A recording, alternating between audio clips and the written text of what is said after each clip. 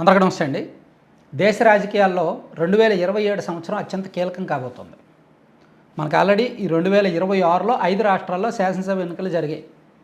అందులో అత్యంత కీలకమైన ఈ తమిళనాడు, వెస్ట్ బెంగాల్ లాంటి రాష్ట్రాలు కూడా ఉన్నాయి.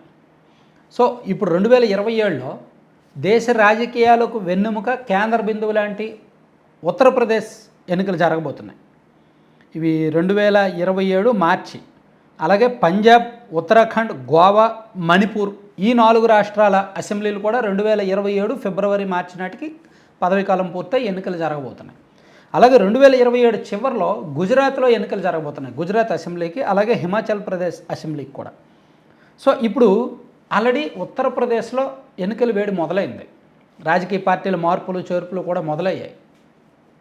ఎలా ఉండబోతోంది? సో ఓవరాల్గా 2027లో 7 రాష్ట్రాల అసెంబ్లీ ఎన్నికల్లో ప్రస్తుతం ఆ రాష్ట్రాల్లో జరుగుతున్న రాజకీయ పరిణామాలు ఏంటి? ఎందుకంటే కేంద్రంలో బీజేపీ అధికారంలోకి వచ్చి 12 ఏళ్ళు అవుతుంది. బీజేపీ మీద ఇప్పటి వరకు అంత వ్యతిరేకత బయటపడలా. ఏదో లోపల చర్చించడమే తప్ప, బీజేపీ వ్యతిరేకులు మాట్లాడుకోవడమే తప్ప, మీడియా పరంగా, సోషల్ మీడియా పరంగా ఎవరు గొంతెత్తలేదు, గలమెత్తలేదు. కానీ ఈ 2-3 నెలల నుంచి విపరీతంగా గొంతెత్తున్నారు. ప్రతిపక్షాలు కూడా యాక్టివ్ అయ్యాయి, చురుకయ్యాయి, యువత కూడా రోడ్డెక్కారు. అందుకని బీజేపీకి కూడా ఆ ప్రభావం అర్థమైంది. అందుకే ఉత్తరప్రదేశ్ ఎన్నికల్లో అధికారాన్ని నిలబెట్టుకోవడానికి అలాగే ఒక టీంను కూడా ఫామ్ చేశారు. నిన్నగాక మొన్న నరేంద్ర మోదీ గారు, నితిన్ నబీన్ గారు అండ్ కేంద్ర పెద్దలు అందరూ కలిపి జన్జెడ్ గ్రూప్, బీజేపీలో జన్జెడ్ గ్రూప్ ఒకటి ఫామ్ చేశారనమాట. వాళ్ళు ఎక్కువగా యువతతో ఇంటరాక్ట్ అవ్వడం, యువతతో మీటింగ్లు పెట్టడం, బీజేపీ చేసిన మంచిని చెప్పడం, ఆ పని వాళ్ళకి అప్పచెప్తున్నారు. సో ఎంత అప్రమత్తం కాకపోతే చేస్తారు. అయితే ఉత్తరప్రదేశ్లో మొత్తం 403 అసెంబ్లీ నియోజకవర్గాలు ఉన్నాయి. సో ఇక్కడ గత ఎన్నికల్లో బీజేపీకి 255, సమాజ్వాదీ పార్టీకి 111 సీట్లు వచ్చాయి. ఆ తర్వాత జరిగిన పార్లమెంట్ లోక్సభ 2024 లోక్సభ ఎన్నికల్లో బీజేపీ కంటే సమాజ్వాదీ పార్టీకి మంచి ఓట్లు పెరిగాయి. సో 2024 తర్వాత సమాజ్వాదీ పార్టీకి గ్రౌండ్ నెట్వర్క్ పెరిగింది, రాజకీయ ప్రాధాన్యత పెరిగింది. సో ఇప్పుడున్న పరిస్థితి ఏంటంటే బీజేపీ బలాలు యోగి ఆదిత్యనాథ్, సీఎం యోగి ఆదిత్యనాథ్కి తిరుగులేని చరిష్మా ఉంది, మంచి వ్యక్తిగత ఇమేజ్ ఉంది, లా అండ్ ఆర్డర్ ఫుల్ కంట్రోల్లో ఉంది, అలాగే ఇన్ఫ్రాస్ట్రక్చర్ డెవలప్మెంట్ వర్క్స్ కూడా బాగానే జరుగుతున్నాయి. అండ్ హిందుత్వ ఓటు సమీకరణ విషయంలో ఆయన పూర్తిగా సక్సెస్ అయ్యాడు.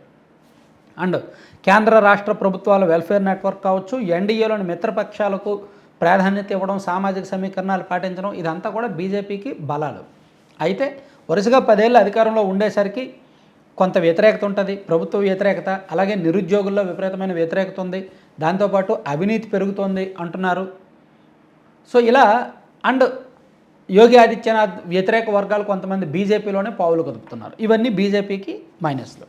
ఇక సమాజ్వాదీ పార్టీకి ప్లస్ చూసుకుంటే అఖిలేష్ యాదవ్కు 2024 తర్వాత కేంద్రం స్థాయిలో కూడా కొంత ప్రాధాన్యత పెరిగింది. ఎందుకంటే దేశంలో ప్రతిపక్ష పార్టీల్లో కాంగ్రెస్ పార్టీ తర్వాత ఎక్కువ పార్లమెంటు ఎంపీ సీట్లు ఉన్నది అఖిలేష్ యాదవ్, సమాజ్వాదీ పార్టీకే. అండ్ అతిపెద్ద రాష్ట్రంలో వాళ్ళు రాజకీయంగా ప్రభావం చూపించారు కాబట్టి. అలాగే ఓబీసీ ప్లస్ ముస్లిం ఆ వర్గాల్లో సమాజ్వాదీ పార్టీకి విపరీతమైన పట్టుంది. దాంతోపాటు బీజేపీ వ్యతిరేక ఓటును కన్సాలిడేట్ చేసే ఒక అవకాశం వీళ్ళు అందిపుచ్చుకొని ఆల్రెడీ గ్రౌండ్ వర్క్ స్టార్ట్ చేశారు. అండ్ కాంగ్రెస్కి, సమాజ్వాదీ పార్టీకి పూర్తి అవగాహన ఉంది. కాంగ్రెస్కి టీఎంసీకి గ్యాప్స్ వచ్చాయి, కాంగ్రెస్కి ఆమ్ ఆద్మీ పార్టీకి గ్యాప్స్ వచ్చాయి, కాంగ్రెస్కి డిఎంకేకి గ్యాప్స్ వచ్చాయి, కానీ కాంగ్రెస్ అండ్ సమాజ్వాదీ పార్టీ పూర్తి అవగాహనతో ఉన్నాయన్నమాట. సో ఇవన్నీ కూడా అక్కడ ప్రభావితం చేస్తున్నాయి. అందుకే ఉత్తరప్రదేశ్లో ఆల్రెడీ ఎన్నికల చర్చ, ఎన్నికల వేడి మొదలైంది. క్యాంపెయినింగ్స్ కూడా అక్కడక్కడ కొంత మొదలు పెడుతున్నారు. ఇక గుజరాత్ 2027 చివరిలో జరగబోతున్నాయి. సో దాని గురించి ఇప్పుడు గుజరాత్ గురించి మనం మాట్లాడుకోవడం అనవసరం. అక్కడ కంప్లీట్గా బీజేపీ డామినెన్స్ ఉంది.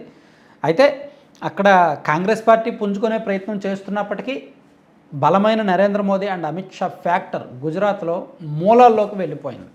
అర్బన్ అండ్ రూరల్ ఏరియాస్లో కూడా చాలా బలంగా ఉందన్నమాట. సో అందుకని గుజరాత్లో వేరే రాష్ట్రం అధికారంలోకి వస్తుందని చెప్పలేం.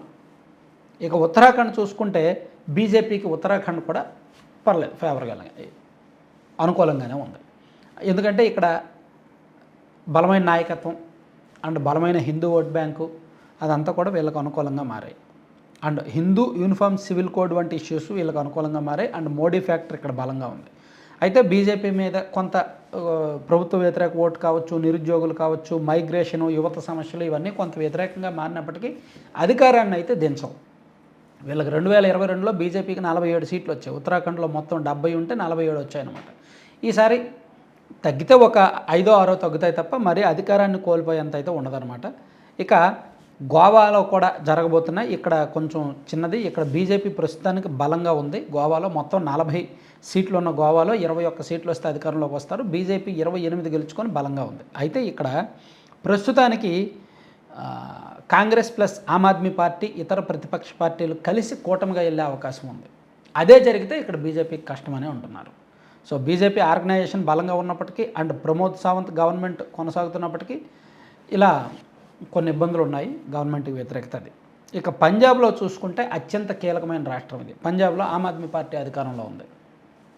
ఇక్కడ ఖచ్చితంగా దేశ రాజధానికి పక్కనే ఉన్న రాష్ట్రం కాబట్టి అండ్ ఆమ్ ఆద్మీ పార్టీ తమ కొరకరాని కొయ్యగా మారుతోంది కాబట్టి ఇక్కడ 2022 ఎన్నికల్లో బీజేపీ ఓడిపోయి ఆమ్ ఆద్మీ పార్టీ అధికారంలోకి వచ్చిన తర్వాతే అసలు వీళ్ళకి డబ్బులు ఎలా వచ్చాయి, ఎన్నికల్లో డబ్బులు ఇంత ఎలా ఖర్చు పెట్టారని చెప్పి బీజేపీ పెద్దలు దృష్టి పెడితే అప్పుడు ఢిల్లీ లిక్కర్ స్కామ్ బయటకు వచ్చింది. సో అలా దేశ రాజకీయాలను కుదిపేసిన పంజాబ్ అసెంబ్లీ ఎన్నికలు మళ్ళీ 2027లో జరగబోతున్నాయి. ఇక్కడ ఆమ్ ఆద్మీ పార్టీ ప్లస్ కాంగ్రెస్ కలిపి ఈసారి ఎన్నికలకు వెళ్ళబోతున్నాయి. సో వాళ్ళు అధికారాన్ని నిలబెట్టుకునే పనిలో ఉన్నారు. బీజేపీ ఖచ్చితంగా అధికారంలోకి రావడానికి ఆల్రెడీ బ్యాక్ ఎండ్లో వర్క్ చేస్తోందన్నమాట. సో ఇక్కడ చూడాలి బీజేపీ ఒంటరిగా చేస్తుందా లేదంటే అకాలీదళ్ శిరోమణి పార్టీతో కలిసి వెళ్తుందా అనేది అయితే చూడాలి. అక్కడ అకాలీదళ్ శిరోమణి కూడా గతంలో బలంగా ఉండేది. ప్రస్తుతానికి ఆ పార్టీ అంత బలంగా లేనప్పటికీ బీజేపీతో కలిస్తే వాళ్ళకి అదనపు బలం వచ్చే అవకాశం ఉందన్నమాట. సో ఇక్కడ ఇప్పటికిప్పుడు అంచనా వేయడం కష్టం, కానీ ఆమ్ ఆద్మీ ప్లస్ కాంగ్రెస్ కలిస్తే అధికారం నిలబెట్టుకోవచ్చు అంటున్నారు. ఇక హిమాచల్ ప్రదేశ్ కాంగ్రెస్ పార్టీకి పరీక్ష. మేబీ కాంగ్రెస్ పార్టీ అధికారం నిలబెట్టుకుంటారా లేదా అనేది చూడాలి. బీజేపీ అయితే ఇక్కడ అధికారం చేజెక్కించుకోవడానికి చాలా పావులు కదుపుతోంది. ఇక మణిపూర్ కూడా ఫలితం ఎప్పటికప్పుడు అంచనా వేయడం కష్టం. ఎందుకంటే దేశంలో అత్యంత అల్లర్లు జరిగిన ప్రాంతం మణిపూర్. అక్కడ సీఎం కూడా రాజీనామా చేశారు. రాజకీయంగా ఒక అనిశ్చితి ఉంది. అండ్ నరేంద్ర మోదీ గారి ప్రభుత్వం మీద విపరీతమైన వ్యతిరేకత ఉంది. కేంద్రం మీద వ్యతిరేకత ఉంది. అక్కడ కూడా సరైన అసెంబ్లీ, సరైన ప్రభుత్వం ఉండట్లేదు. సో అందుకే సెక్యూరిటీ సిచ్యుయేషన్ బాగాలేదు. అండ్ ఈ విభజన కులాలకు సంబంధించి, జాతులకు సంబంధించి, వర్గాలకు సంబంధించి విభజన సమస్యలు ఉన్నాయి. సో ఇవన్నీ కూడా విపరీతంగా మణిపూర్ రాజకీయాన్ని ప్రభావితం చేస్తున్నాయి. సో ఇక్కడ ఇప్పటికిప్పుడు అంచనా వేయడం అయితే కష్టం. బీజేపీ ప్రస్తుతానికి ఎడ్జ్లో ఉన్నప్పటికీ ఎన్నికల సమయానికి ఏ నెల ఏం మారుద్దో, ఏ వారంలో ఏం మారుద్దో, ఎప్పుడు ఏ తెగ బయటకు వచ్చి గొడవ చేస్తారు అనేది అంచనా వేయడం కష్టం అన్నమాట. అట్లా ఇక్కడ ఉంది. సో ఓవరాల్గా 2027లో జరగబోతున్న 7 రాష్ట్రాల్లో ఎన్నికలు జరగబోతున్న 7 రాష్ట్రాల్లో గుజరాత్ అండ్ ఉత్తరాఖండ్లో బీజేపీ పూర్తిగా సేఫ్ జోన్లో ఉంది. గోవాలో కూడా కొంతవరకు పర్వాలేదు. ఉత్తరప్రదేశ్ అండ్ మణిపూర్లో కాస్త టఫ్ కాంపిటీషన్ జరగబోతోంది. మేబీ ఉత్తరప్రదేశ్లో మళ్ళీ బీజేపీకి వస్తుందో రాదో డౌట్, కానీ టఫ్ కాంపిటీషన్ అయితే జరుగుద్ది. అండ్ అపోజిషన్ స్ట్రాంగ్గా ఉన్నవైతే మాత్రం పంజాబ్ అండ్ హిమాచల్ ప్రదేశ్, ఈ 2 రాష్ట్రాలు. ఇది ఓవరాల్గా 7 రాష్ట్రాలకు సంబంధించి అసెంబ్లీ ఎన్నికలకు సంబంధించి ఓవరాల్ రివ్యూ అన్నమాట. ఇవి 2029 లోక్సభ ఎన్నికలకు సెమీఫైనల్ లాంటివి 2027లో జరగబోతున్న ఎన్నికలు. Thank you.